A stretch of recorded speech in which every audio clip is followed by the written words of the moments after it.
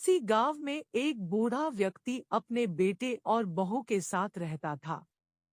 परिवार सुखी संपन्न था, किसी तरह की कोई परेशानी नहीं थी। बूढ़ा बाप जो किसी समय अच्छा खासा नौजवान था, आज बुढ़ापे से हार गया था। चलते समय लड़खड़ाता था, लाठी की जरूरत पड़ने लगी। चेहरा झुर्रियों से भर चुका था, बस अपना जीवन किसी तरह व्यतीत कर रहा था। घर में एक चीज अच्छी थी कि शाम को खाना खाते समय पूरा परिवार एक साथ टेबल पर बैठकर खाना खाता था।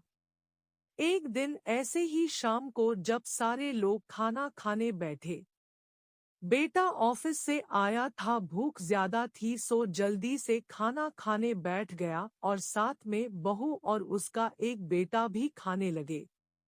बूढ़े हाथ जैसे ही थाली उठाने को हुए, थाली हाथ से छिटक गई, थोड़ी दाल टेबल पे गिर गई। बहू बेटे ने घृणा दृष्टि से पिता की ओर देखा और फिर से अपना खाने में लग गए। बूढ़े पिता ने जैसे ही अपने हिलते हाथों से खाना खाना शुरू किया तो खाना कभी कपड़ों पे गिरता, कभी जमीन पर। बहू चिढ़ते हुए कहा, हे राम, कितनी गंदी तरह से खाते हैं। मन करता है इनकी थाली किसी अलग कोने में लगवा देते हैं। बेटे ने भी ऐसे सिर हिलाया जैसे पत्नी की बात से सहमत हो। उनका बेटा यह सब मासूमियत से देख रहा था। अगले दिन पिता की थाली उस टेबल से हटाकर एक कोने में लगवा दी गई। पिता की डबडबाती आंखें सब कुछ देखते हुए भी कुछ बोल नहीं पा रही थी। बूढ़ा पिता रोज की तरह खाना खाने लगा। खाना कभी इधर गिरता, कभी उधर।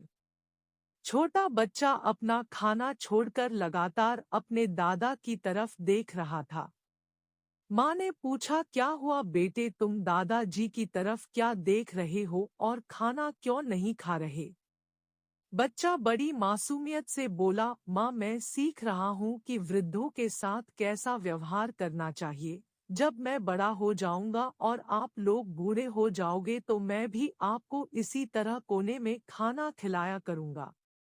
बच्चे के मुंह से ऐसा सुनते ही बेटे और बहू दोनों कांप उठे। शायद बच्चे की बात उनके मन में बैठ गई थी, क्योंकि बच्चा ने मासूमियत के साथ एक बहुत बड़ा सबक दोनों लोगों को दिया था। बेटे ने जल्दी से आगे बढ़कर पिता को उठाया और वापस टेबल पे खाने के लिए बिठाया और बहू भी भागकर पानी का गिलास लेकर आई कि पिताजी को कोई तकलीफ ना हो।